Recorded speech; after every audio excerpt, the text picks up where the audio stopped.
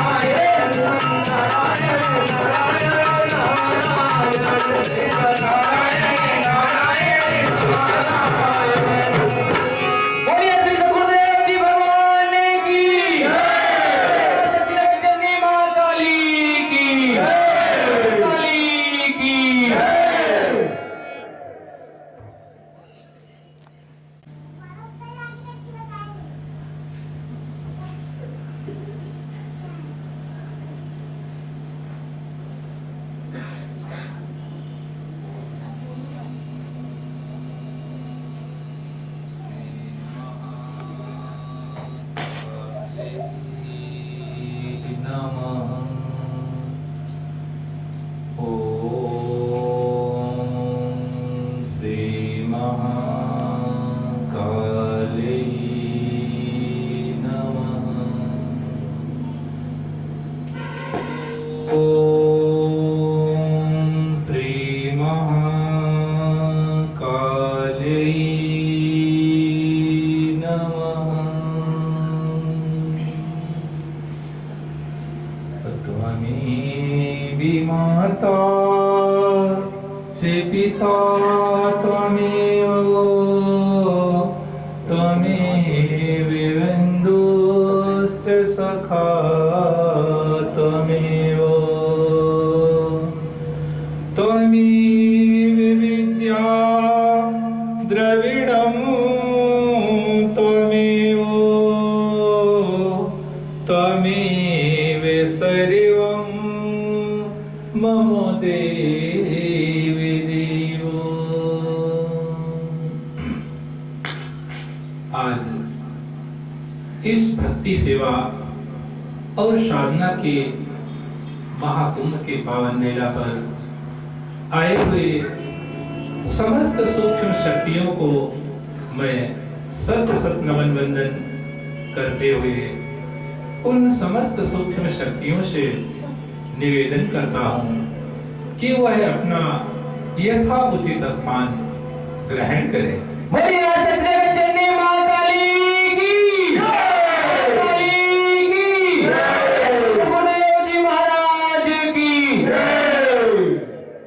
तत्पश्चात इस साधना हाल में उपस्थित सभी भक्तों के हृदय रूपी मंदिर में विराजमान माता भगवती माँ काली की छवि को देखते हुए आप सभी भक्तों का भी स्वागत वंदन अभिनंदन करता हूँ।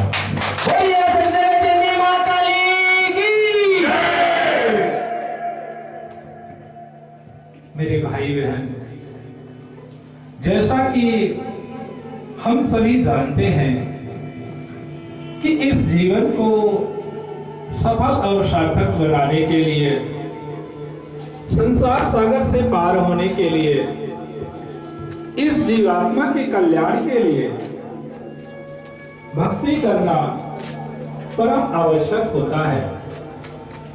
बिना भक्ति के, बिना भजन सुमिरन के इस जीवात्मा का कल्याण नहीं हो सकता और ना ही भक्ति के बिना भाव बंधन से हमें मुक्ति मिल सकती। इसलिए इस जीवात्मा के कल्याण के लिए, संसार सागर से पार होने के लिए, इस आवागमन के बंधनों से मुक्ति पाने के लिए भक्ति सेवा और साधना का महाकुंभ रखा गया है। अतः आप सभी इस भक्ति सेवा और साधना के महाकुंभ में स्नान करते हुए, गोते लगाते हुए, अपने तन मन को पवित्र करके उस माता भगवती प्रकृति सत्ता जगदम्बा के श्री चरणों में नतमस्तक होने का सौभाग्य प्राप्त कर सकते हैं। बोलिए सतगुरु मां काली की जय। तो आइए हम सभी माता भवानी के जयकारे के साथ इस भक्ति सेवा और साधना के महाकुंभ में प्रवेश करें। बोलिए माता भगवती मां काली की जय। मेरे भाई बहन, इस भक्ति सेवा और साधना के महाकुंभ में पहला शब्द है भक्ति। भक्ति किसे कहते हैं और भक्ति हमें किस प्रकार करनी चाहिए? क्योंकि इस संसार में जो भी भक्ति कर लेता है उसी का नाम अमर हो जाता है। भक्ति जीवन में जो कर लेना सोई नर नाम अमर कर लेना। इस संसार में जो भी भक्ति कर लेता है वही अपने नाम को अमर बना लेता है। पूर्व में भी जितने महापुरुषों के नाम हम सभी जानते हैं वह सभी इसी पथ पर चलकर भक्ति, सेवा और साधना के पथ पर चलकर ही अपने नाम को अमर किए थे। तो भक्ति किसे कहते हैं? भक्ति अपने इष्ट के गुणों के मन के द्वारा गुणगान करना ही सच्ची भक्ति कहलाती है। वैसे तो हमारे धर्म ग्रंथों में, वेद पुराणों में भक्ति 9 प्रकार की बताई गई है, जिसमें पहली भक्ति है श्रवण, दूसरी भक्ति है कीर्तन, तीसरी भक्ति है स्मरण, चौथी भक्ति है पाद सेवन, पांचवी भक्ति है अर्चन, छठवीं भक्ति है वंदन, सातवीं भक्ति है स्वामित्व भाव, आठवीं भक्ति है साख्य भाव और 9वीं भक्ति है आत्मनिवेदन। इस तरह से हमारे धर्म ग्रंथों में 9 प्रकार की भक्ति बताई गई है। लेकिन इन 9 प्रकार की भक्ति में जो पहली भक्ति है श्रवण, श्रवण भक्ति किसे कहते हैं? तो अपने इष्ट के गुणों को सुनना, उनके काव्यों का श्रवण करना ही पहली भक्ति कहलाती है। फिर दूसरी भक्ति है कीर्तन, अपने इष्ट के नामों का गान करना, उनके काव्यों का गान करना ही दूसरी भक्ति कहलाती है। फिर तीसरी भक्ति है स्मरण, अपने इष्ट को हर समय याद करना, चलते फिरते, उठते बैठते, सोते जागते हर समय याद करना, अर्थात अपने मन में बसा कर रखना ही तीसरी भक्ति कहलाती है। फिर चौथी भक्ति है पाद सेवन, अपने आप को अपने इष्ट के चरणों में समर्पित कर देना ही चौथी भक्ति कहलाती है। फिर पांचवी भक्ति है अर्चन, मन, कर्म और वचन के द्वारा उपार्जित धन से, खरीदी हुई सामग्री से अपने इष्ट का पूजन करना पांचवी भक्ति कहलाती है। फिर छठवीं भक्ति है वंदन, अपने इष्ट की मूर्ति को प्राण प्रतिष्ठित करके प्रतिदिन पूजन करने के बाद उन्हें प्रणाम करना, दंडवत करना छठवीं भक्ति कहलाती है। फिर सातवीं भक्ति है स्वामित्व भाव, अपने आप को सेवक मानकर, दास बनकर अपने इष्ट की सेवा करना सातवीं भक्ति कहलाती है। फिर आठवीं भक्ति है साख्य भाव, अपने इष्ट को मित्र मानकर अपना सर्वस्व समर्पण कर देना आठवीं भक्ति कहलाती है। फिर नौवीं भक्ति है आत्मनिवेदन, अपने आप को अपने इष्ट के चरणों में सदा सदा के लिए समर्पित कर देना ही नौवीं भक्ति कहलाती है। यही नौवीं भक्ति भक्ति की सबसे उच्चतम अवस्था मानी जाती है।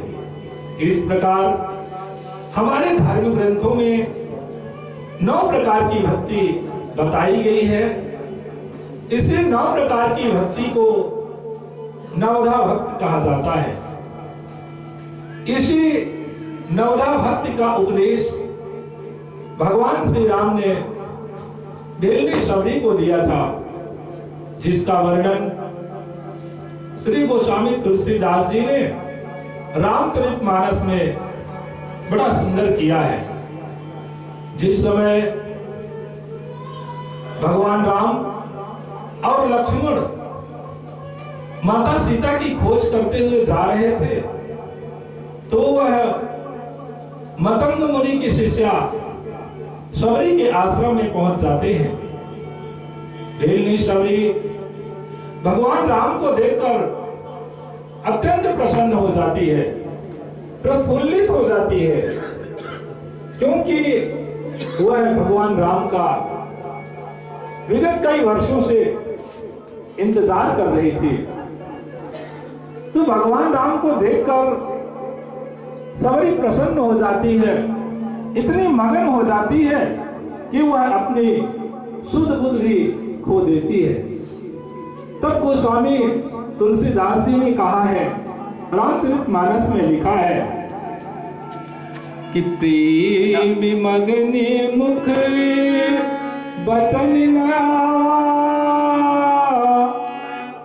प्रेम मगने मुख बचन न आवा, पुने सरोज सिर कहीं तो हुनावा। वह इतनी मगन हो जाती है कि अपना सुध बुध खो देती है, उससे शब्द नहीं मिलते। सादर जल ले चरण पखारे, पुनि सुंदरिया सनो भेलनी सबरी कितनी सौभाग्यशाली है कि वह प्रभु श्री राम के चरणों को मलमल करके धोती है और जो समस्त प्राणियों की व्यवस्था करने वाले हैं उन्हें बैठने के लिए आसन देती है। कितनी सौभाग्यशाली है भेलनी सबरी। कंदी मूल सुयस फल दिए राम कहुआ, प्रेम सहित प्रभु खाए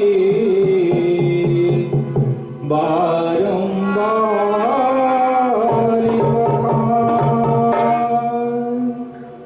यहाँ पर बड़ी सुंदर बात कही गई है, कंद मूल सुयस फल दिए राम कहूं आने, प्रेम सहित प्रभु खाए बारंबार बखान।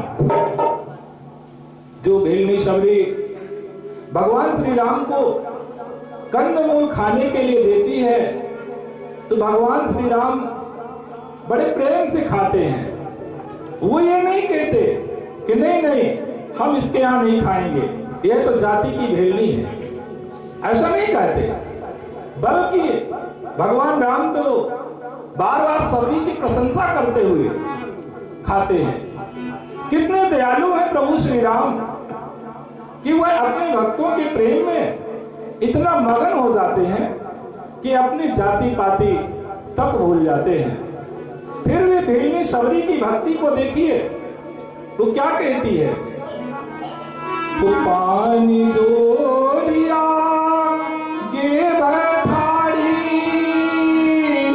प्रभु ही मिलो की प्रीत दिवाई, वो कई विधिया स्तुति करूं तुम्हारी, अधम जाति में जड़े मति भाई। भगवान राम के सामने दोनों हाथों को जोड़कर खड़े होकर कहती है कि हे प्रभु, हे नाथ, मैं कैसे आपकी स्तुति करूं, कैसे आपकी वंदना करूं, मैं तो अधम जाति की हूं। तो अधम ते अधमे अधमे अरुणारी, तिने महे कहूं मति मंदिया भाई। हे प्रभु, हे नाथ, मैं तो अधम तो हूं ही, साथ में स्त्री हूं, नारी हूं, उसमें भी जड़ बुद्धि की हूं, मंद बुद्धि की हूं। कैसे आपकी स्तुति करूं, कैसे आपकी वंदना करूं, कैसे आपका स्वागत करूं, मुझे तो समझ में नहीं आता है। मेरे भाई बहन, भेलनी सबरी के प्रेम भरे शब्दों को सुनकर भगवान राम कहते हैं, तब गोस्वामी जी ने लिखा है, तो कहे रघुपति सुनु भामिनी बाता, मानव एक भक्ति करेगा। भगवान राम कहते हैं कि हे भेलनी सबरी, मैं तो केवल एक ही संबंध को मानता हूँ, एक ही नाते को मानता हूँ। वह संबंध है भक्ति का। वह चाहे किसी भी जाति धर्म संप्रदाय का हो, उससे मेरा कोई संबंध नहीं रहता। जाति पाति कुल धर्म बड़ाई, धन बल परिजन गुणे चतुराई। जाति पाति गुण चातुरता इन सब कुछ होने के बाद भी यदि मनुष्य के पास भक्ति नहीं है तो वह कैसे शोभायमान होता है। गोस्वामी जी ने अपने शब्दों से स्वयं रामचरितमानस में लिखा है कि भगतिहीन नर सोहई कैसा, जलन डारिती देखै जैसा। जिस प्रकार बादल में वर्षा ना हो, जल ना हो, तो वह बादल बेकार ही होता है। उसी तरह सब कुछ होते हुए यदि मनुष्य के पास भक्ति नहीं है तो वह बिना वर्षा के बादल की तरह शोभायमान होता है। पुण्यविधा भगति कहूँ तो ही पाई, साविधान सुनु धरु मणि माई। हे विल्लीश्वरी, आज मैं आपको पाकर के अपनी नवधा भक्ति का वर्णन करता हूँ, सो आप मन को एकाग्र करके श्रवण करें। प्रथम भक्ति संतने कर संगा, दूसरे रति मम कथा प्रसंगा। पहली भक्ति है संतों का संग करना, संतों के साथ में रहना। दूसरी भक्ति है भगवान के कथा प्रसंगों का श्रवण करना, सुनना, दूसरी भक्ति कहलाती है। फिर तीसरी भक्ति है गुरुपति पंकज सेवा, तीसरी भक्ति अमान।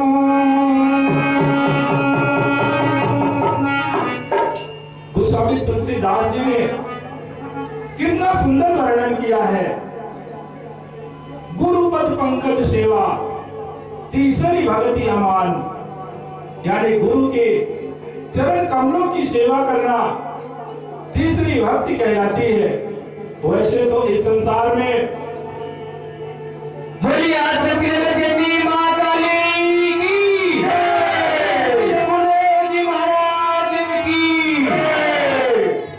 वैसे तो इस संसार में हर एक कदम पर गुरु की परम आवश्यकता होती है, परंतु गोस्वामी जी ने बड़ा सुंदर वर्णन किया है कि गुरु के चरण कमलों की सेवा करना तीसरी भक्ति कहलाती है।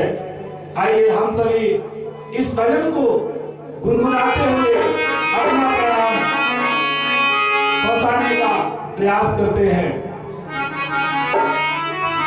गुरु चरणों का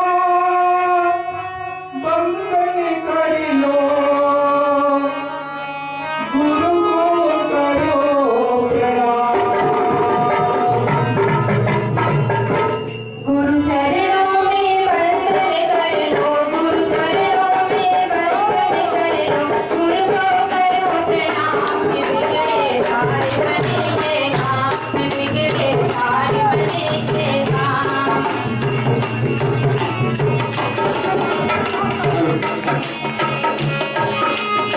तालियां बजाते रहे, थोड़ा हाथ ऊपर करके ऐसे हम सब मां की भक्ति करते हैं। दोनों हाथ ऊपर करके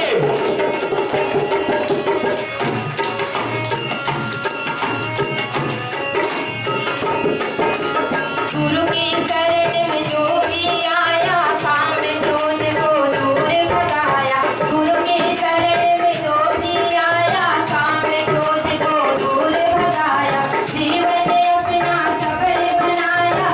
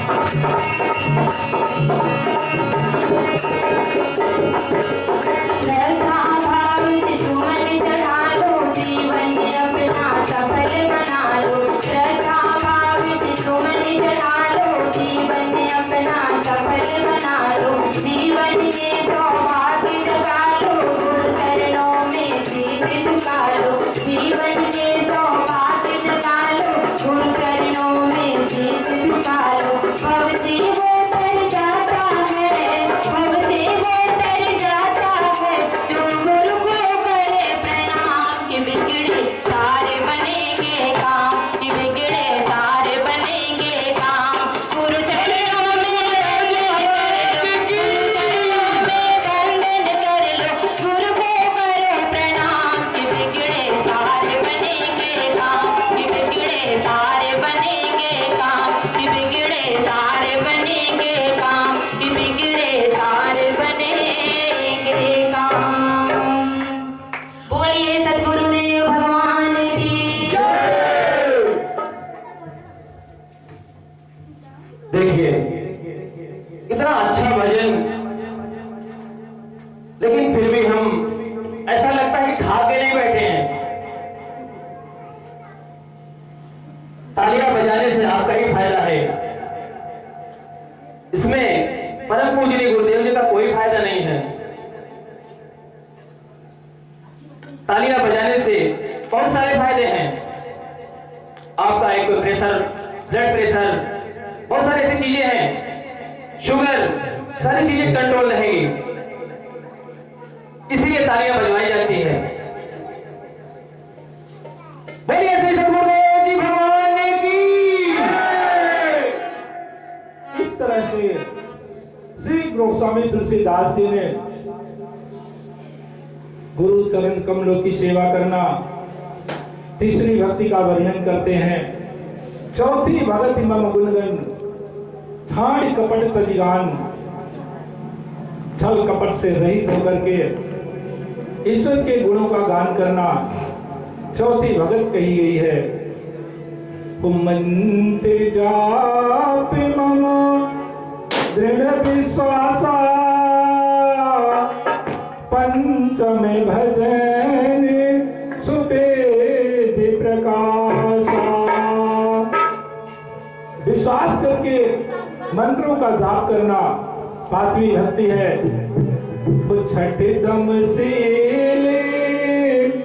बिरति बहु करिमा,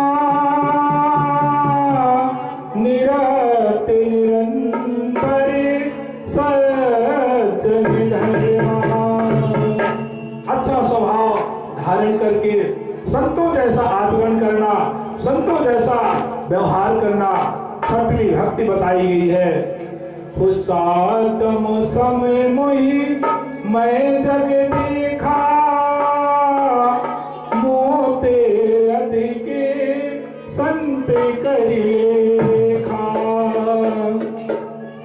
सातवीं भक्ति है सातम समोहि मैं जग देखा, सारे संसार को ईश्वर के समान देखना, समस्त प्राणियों के अंदर सिया राम मैं सब जग जानी, करहूं प्रणाम जोर रूपानी।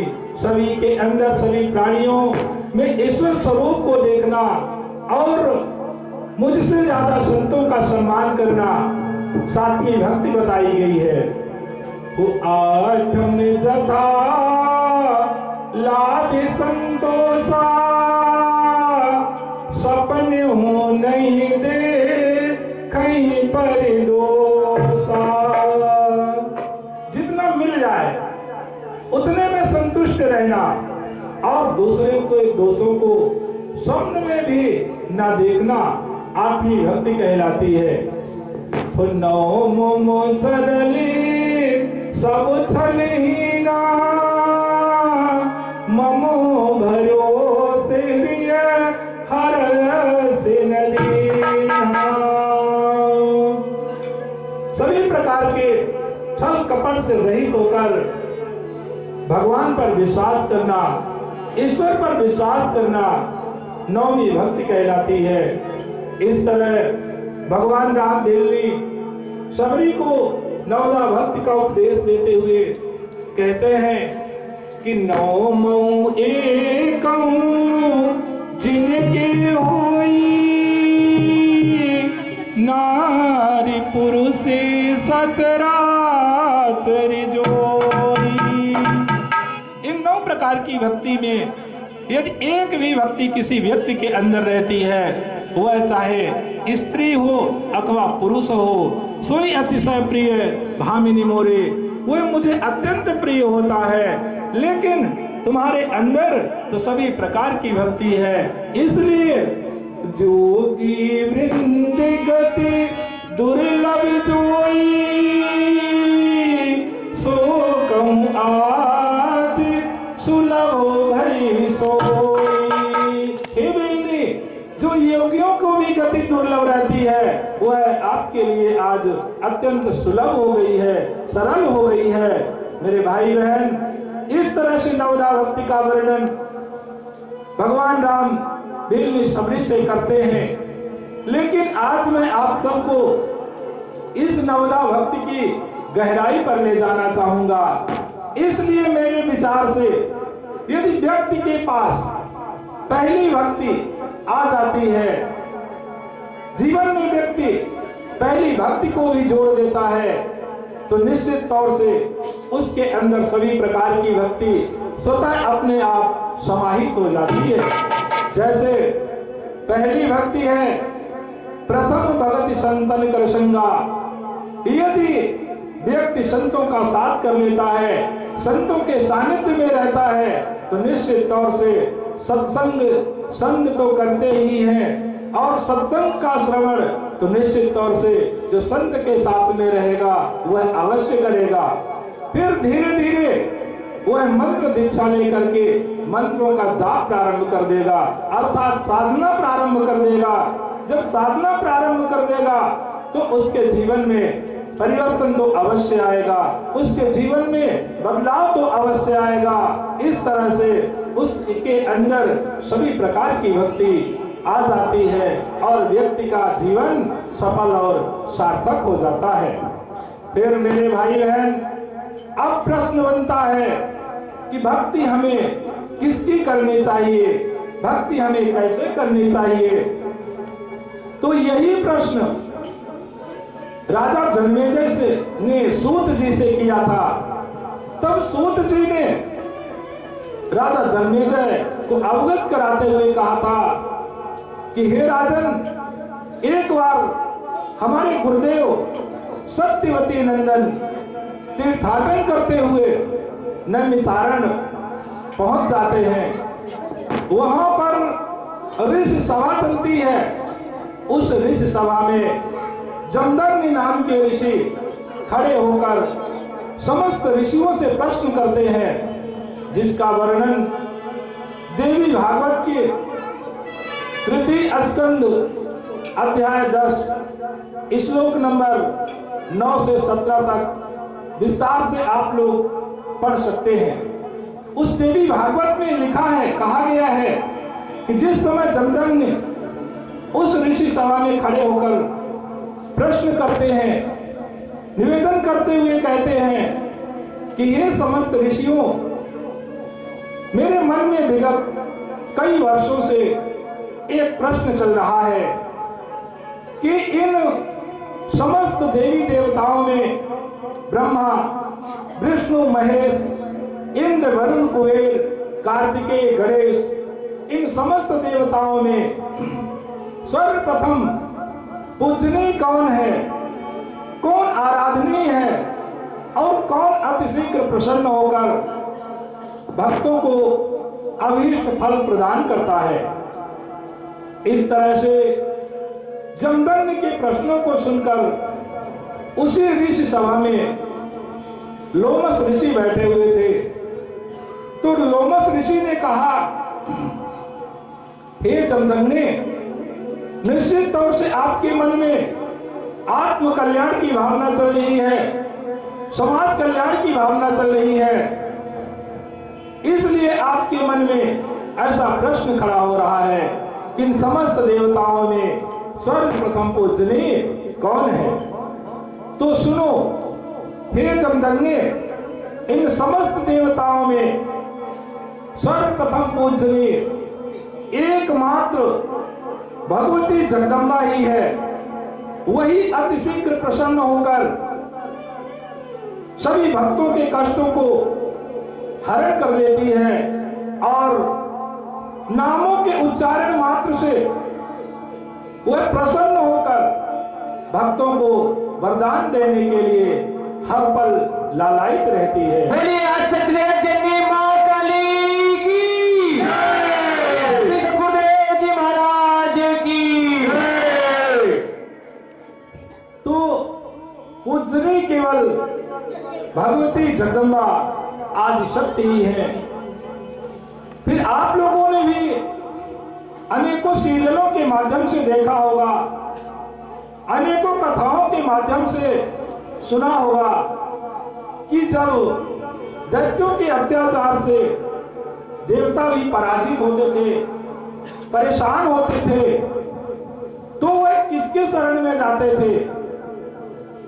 मेरे भाई बहन, जब दैत्यों के अत्याचार से देवता भी पराजित होते थे, परेशान होते थे, तो उसी भगवती जगदम्बा के शरण में जाते थे, उसी माँ को पुकारते थे, और वह माँ हर काल में, हर युग में अनेकों स्वरूपों को धारण करके भक्तों की रक्षा करती थी। ठीक उसी तरह आज हम सबको भी इस कलयुगी भयावह वातावरण के कारण कोई मार्ग नजर नहीं आ रहा है, इसलिए हम सबको भी उसी माँ के शरण में जाने की आवश्यकता है, उसी माँ को पुकारने की जरूरत है, जिस माँ को हर काल में, हर युग में पुकारा गया था। बोलिए आसक्ति जगत जननी मां काली की, मां काली की, श्री सद्गुरुदेव जी भगवान की। फिर आप सबने अनुभव किया होगा कि इस संसार में यदि छोटा सा बच्चा माँ की गोदी में बैठा है, माँ की आंचल की छाया में बैठा है, तो दुनिया की कोई ताकत नहीं है कि माँ के शरीर में प्राण रहते हुए उसके बच्चे का कोई अहित कर दे, नुकसान कर दे। तो जब इस संसारिक माताओं में इतनी क्षमता है, तो उस माँ में कितनी क्षमता होगी जो माताओं की भी माता है, समस्त लोगों की माता है, समस्त लोगों की जननी है। मेरे भाई बहन, यदि हम लोगों ने उस माँ के आंचल को रक्षा कवच बना लिया, तो त्रिभुवन में कोई ऐसी शक्ति नहीं है कि उस माँ के आंचल के रक्षा कवच को भेद करके हमें दुखी कर दे, हमारा नुकसान पहुंचा दे। कमी है तो सिर्फ हम सब के अंदर उस माँ को पुकारने की, जिसे हर काल में, हर युग में पुकारा गया था। मेरे भाई बहन, आप सब ने देखा होगा, अनुभव किया होगा कि माँ अपने बच्चे से कितना प्रेम करती है। माँ शक्ति की गहराई का वर्णन कर पाना शायद 2-4 जन्म लेने के बाद भी वर्णन नहीं किया जा सकता। कितनी महान होती है माँ, कितना प्रबल होता है माँ शब्द, हमें इस बात को समझना चाहिए। फिर भक्ति करने के लिए तो हमें माता भगवती जगदम्बा के शरण में ही जाना चाहिए, जो माताओं की भी माता है। वह अपने बच्चे को कभी दुखी होते हुए नहीं देख सकती। अतः भक्ति हमें केवल भगवती जगदम्बा की ही करनी चाहिए। फिर भक्ति करने के लिए हमें किसी सच्चे सद्गुरु के शरण में जाना परम आवश्यक होता है, क्योंकि जिन देवी देवताओं को हम मंदिरों में खोजते हैं, तीर्थ स्थलों में खोजते हैं, वह कहीं बाहर नहीं रहते, वह तो हम सब के अंदर बैठे हुए हैं। वैसे तो हर मानव शरीर में समस्त देवी देवताओं का वास होता है। मेरे द्वारा भी जो दीक्षा देते समय सप्त चक्रों के विषय पर आप सभी को अवगत कराया जाता है। उन सभी 7 चक्रों में अलग अलग देवी देवताओं का वास होता है। जैसे पहला चक्र मूलाधार चक्र है। इस मूलाधार चक्र में भगवान गणेश का वास होता है। फिर दूसरा चक्र स्वादिष्ठान है। इस स्वादिष्ठान चक्र में भगवान ब्रह्मा और माता सावित्री का वास होता है। एक तीसरा चक्र मणिपुर चक्र है। इस मणिपुर चक्र में भगवान विष्णु और माता लक्ष्मी का वास होता है। फिर चौथा चक्र हृदय चक्र है। इसी को अनाहत चक्र कहा जाता है। इस अनाहत चक्र में भगवान शंकर और माता पार्वती का वास होता है। फिर पांचवा चक्र कंठ चक्र है। इसी कंठ चक्र को विशुद्ध चक्र भी कहा जाता है। इस विशुद्ध चक्र में स्वयं माता भगवती जगदम्बा का निवास होता है। इस तरह से हर मनुष्य शरीर में सभी चक्रों में अलग अलग देवी देवताओं का वास होता है। अतः हमें ऐसा ज्ञान तो केवल सच्चे सद्गुरु के शरण में जाने से ही प्राप्त हो सकता है। अतः भक्ति हम सभी को अंतर्मुखी होकर ही करना चाहिए, क्योंकि सभी देवी देवताओं का वास हर मनुष्य शरीर में होता है। यही प्रश्न अर्जुन ने भगवान श्री कृष्ण से किया था कि हे अर्जुन, अर्जुन ने किया था कि हे केशव, हे माधव, भगवान कहाँ है? तब भगवान श्री कृष्ण ने कहा था कि ईश्वरः सर्वभूतानां हृदयसे तिष्ठति अर्जुन, ब्राह्मयन् सर्वभूतानि यन्त्रारूढानि मायया। हे अर्जुन, ईश्वर का निवास सभी प्राणियों के अंदर है। यदि तू उस परमात्मा को पाना चाहता है तो सब कुछ छोड़कर, छल कपट क्रोध अहंकार छोड़कर तू उस परमेश्वर की शरण में जा। उसकी कृपा से तू परम गति को, परम मोक्ष को और परम सुख को प्राप्त कर लेगा। परंतु अर्जुन, ये बड़ा गोपनीय प्रश्न है, यह किसी को बताया नहीं जाता। परंतु तू मेरा परम सखा है, परम मित्र है, इसलिए तुझे बता रहा हूं। ऐसा प्रसंग गीता अध्याय 18 श्लोक नंबर 61, 62 और 63 में विस्तार से आप लोग पढ़ सकते हैं। तो भक्ति हमें अंतर्मुखी होकर ही करना चाहिए, यही भगवान श्री कृष्ण भी कहते हैं। फिर इस भक्ति सेवा और साधना के महाकुंभ में दूसरा शब्द है सेवा। सेवा किसे कहते हैं? तो सेवा भक्ति की पराकाष्ठा है। जब व्यक्ति के अंदर भक्ति का भाव जागृत होता है तो सेवा करने की इच्छा स्वतः प्रबल हो जाती है। बोलिए आसक्ति जगत जननी मां काली की जय, मां काली की जय, गुरुदेव जी भगवान की जय। वैसे तो सेवा 3 प्रकार की होती है। तन की सेवा, मन की सेवा और धन की सेवा। इसी तीनों सेवा को तनुजा सेवा, मनुजा सेवा और वित्तजा सेवा कहते हैं। तनुजा सेवा का अर्थ है शरीर के द्वारा जो सेवा की जाती है वह तनुजा सेवा कहलाती है। मनुजा सेवा जो मन से सेवा की जाती है वह मनुजा सेवा कहलाती है। लेकिन वित्तजा सेवा जो धन से सेवा की जाती है वह वित्तजा सेवा कहलाती है। जैसे कोई व्यक्ति धनवान है और वह किसी व्यक्ति को धन से सेवा कर देता है, अर्थात बीमारी की अवस्था में उसे कुछ धन दे देता है, तो वह वित्तजा सेवा कहलाती है।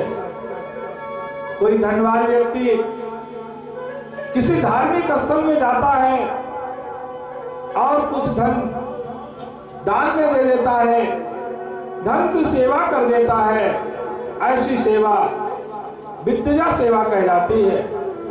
लेकिन कई लोगों के मन में ऐसा प्रश्न भी उठता है कि यह धनवान व्यक्ति था, इसलिए इन्होंने धन से सेवा कर दिया, काश भगवान हमें भी दिया होता तो हम भी धन से सेवा कर देते। ऐसा सोचना, ऐसा विचार करना गलत है, क्योंकि भले ही भगवान ने, ईश्वर ने आपको धन नहीं दिया, लेकिन उस परमात्मा ने आपको तन तो दिया है, मन तो दिया है। आप तन और मन से सेवा करते रहिए, क्योंकि तन और मन से की हुई सेवा धन सेवा से कई गुना ज्यादा बढ़ करके होती है। जैसे हनुमान जी के पास क्या था, वह तो सदा तन और मन से ही सेवा करते रहे, जिसका परिणाम हुआ कि अगर इस धरती पर किसी भक्त का नाम आता है, किसी सेवादार का नाम आता है, तो वह पहला नाम हनुमान जी का आता है। वह तन और मन से अपने इष्ट श्री राम की सेवा करते रहे, जिसके कारण उन्हें अनेकों वरदान प्राप्त हो गए। अष्ट सिद्ध नवनिधि के दाता, असवर दीन जानकी माता, अजर अमर गुण सुख तुम हो, सदा करो रघुनायक छहु। ऐसा वरदान हनुमान जी को माता जानकी ने दिया था। तो सभी प्रकार की सेवा करने का फल मीठा होता है, परंतु निस्वार्थ भाव से की हुई सेवा के द्वारा व्यक्ति मोक्ष का अधिकारी बन जाता है, क्योंकि सेवा सेवा में अंतर होता है। सेवा तो रावण ने भी किया था, सेवा हनुमान जी ने भी किया था, लेकिन रावण के द्वारा की गई सेवा सकाम थी, यानी कामना जुड़ी हुई थी, इसलिए रावण अहंकारी बन गया। और हनुमान की सेवा निस्वार्थ थी, इसलिए रावण का संहार हो गया और हनुमान को अनेकों प्रकार का अष्ट सिद्ध नवनिधि का वरदान मिल गया। तो सेवा सेवा में अंतर होता है। जो निस्वार्थ भाव से सभी को ईश्वर का अंश मानकर सेवा करते हैं, वह भगवान को अति प्रिय होते हैं। ऐसा भगवान श्री कृष्ण ने स्वयं गीता में कहा है। गीता अध्याय 12 श्लोक नंबर 4 में स्वतः श्री कृष्ण ने कहा है। फिर भगवान कृष्ण स्वतः युधिष्ठिर के राजसूय यज्ञ में पत्तल उठाए थे। फिर इधर भगवान राम को देखिए, जब वह माता सीता की खोज करते हुए जा रहे थे तो मदन मुनि के आश्रम में पहुंच जाते हैं। वहां अनेकों ऋषि मुनि रहे होंगे, अनेकों सन्यासी रहे होंगे, अनेकों स्वाध्यायी रहे होंगे, अनेकों यज्ञ करता रहे होंगे, लेकिन भगवान राम किसी के पास नहीं जाते हैं। वह तो सीधा सवरी के पास जाते हैं, जो अनपढ़ थी, बुढ़िया थी, स्त्री थी, फिर भी उसके पास स्वतः भगवान राम चल करके जाते हैं। क्यों? क्योंकि उसके अंदर सेवा का भाव समाहित था। वह सभी को ईश्वर का अंश मानकर सेवा करती थी और सेवा में इतना वो प्रबल हो गई थी कि सभी उसे भगवान का स्वरूप नजर आने लगे थे। इसलिए स्वतः भगवान राम उसके पास चल करके जाते हैं। तो सेवा चाहे तन की हो, चाहे मन की हो, चाहे धन की हो, हमें पूर्ण रूप से निस्वार्थ भाव से ही सेवा करना चाहिए। बोलिए जननी मां काली की जय, श्री सद्गुरुदेव जी महाराज की जय। फिर इस भक्ति सेवा और साधना में तीसरा शब्द है साधना। साधना किसे कहते हैं? अपने मन को साध लेना, अपने मन को अपने कब्जे में कर लेना ही सच्ची साधना कहलाती है। क्योंकि इस शरीर रूपी रथ को चलाने वाले घोड़े की तरह ही हमारा मन होता है। महापुरुषों का कथन है कि यह मन अश्व की तरह होता है। जैसे अश्व का अर्थ है घोड़ा, यह मन घोड़े की तरह सरपट सरपट दौड़ता चला जाता है।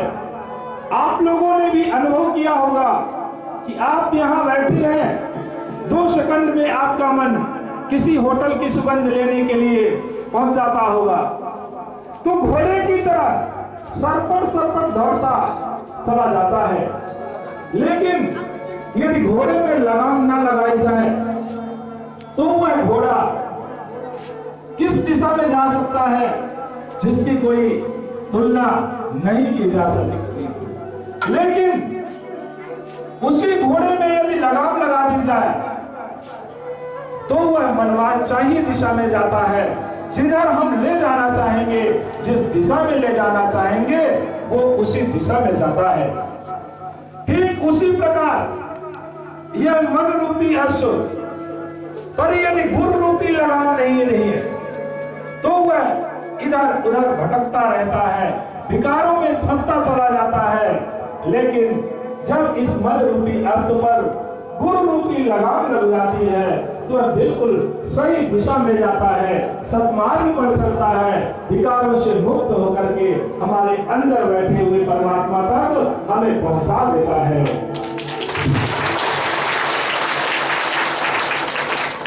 तो हमें हमारे अंदर बैठे हुए परमात्मा से मिलने के लिए हमें सभी प्रकार के विकारों से मुक्त होना चाहिए।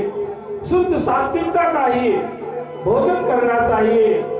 क्योंकि कहा गया है जैसा खावे अन्न वैसा होए मन। हम जैसा अन्न खाते हैं उसी तरह से हमारे अंदर विचार उत्पन्न होते हैं। अतः हमें भक्ति करने के लिए, इस संसार सागर से पार होने के लिए, भाव बंधन से मुक्ति पाने के लिए हमें सभी प्रकार के विकारों से रहित होकर भक्ति करना चाहिए।